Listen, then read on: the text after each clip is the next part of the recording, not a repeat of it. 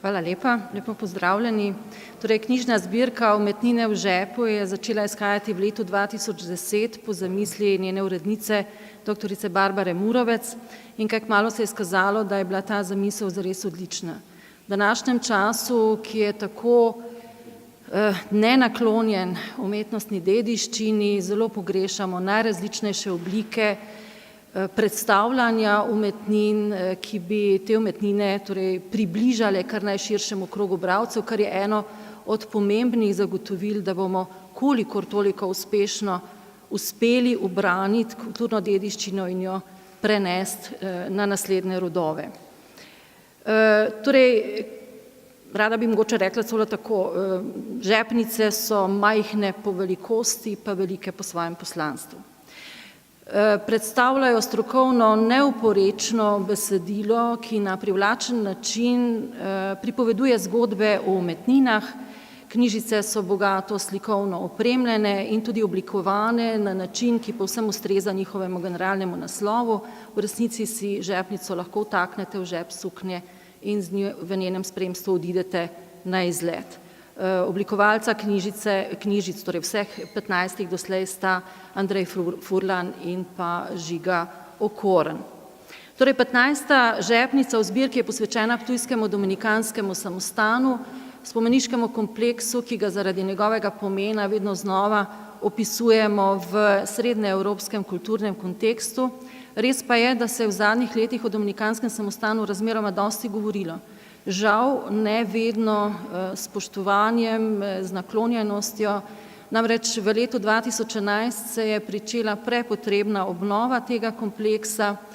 Žal pa so to obnovo spremljale tudi nekatere slabe odločitve. Najhujša je vsekakor bila sprememba namembnosti. Do leta 2011 se je moral iz samostana izseliti muzej skupaj s svojimi zbirkami, kar predstavlja kar veliko škodo mestu Ptuju. Prav tako smo številni trdno prepričani, da so arhitekti, ki so sodelovali pri prvem delu obnove, preveč radikalno posegli v stavbno substanco. Skratka, to so kar hude dileme, ki še čakajo vse tiste, ki bodo o samostanu odločali v prihodnje.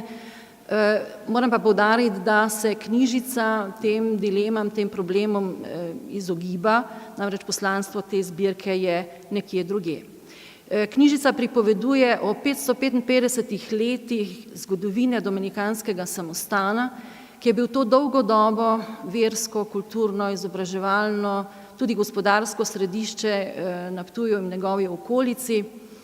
Samostan je bil ustanovljen 1230. leta, ustanovila ga je Matilda, vdova po Frideriku iz vplivne rodbine gospoda Ptujskih.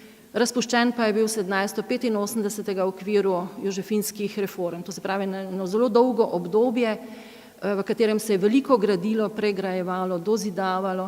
Priori so skrbeli za bogato opremo samostana, upravljali so z velikimi posestmi, vzgajali so mlade teologe in sestavili eno izjemno knjižnico, ki žal ni več ohranjena na Ptuju.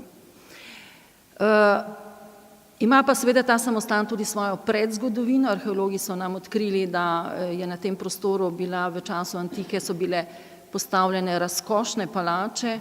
Imamo tudi arhivske podatke iz sredine 9. stoletja, da je prav na tem mestu bil Pribinov dvor, kar so zadnje raziskave potrdile še na materialen način. In zadnje raziskave so prinesle tudi eno zanimivo, takšno materializirano spoznanje, da je Matilda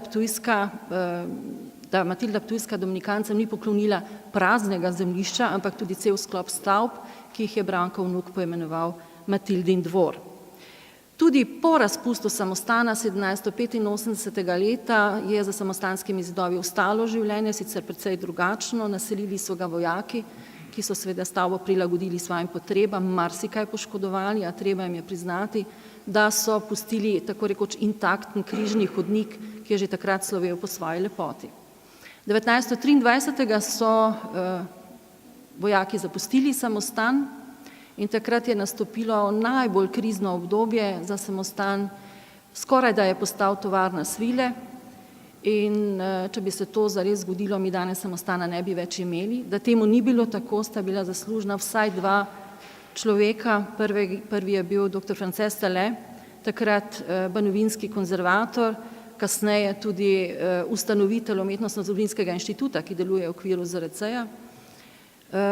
In pa na Ptuju mu je nekako oporo dajal Viktor Skrabar, eden najaktivnejših članov muzejskega društva, ki je potem kasneje v samostanu postavil tudi muzejske zbirke. Torej v letu 1928 je mestna občina odkupila samostan, ga obnovila, ga v večjem delu namenila za muzej in muzej je v samostanu ostal do leta 2011.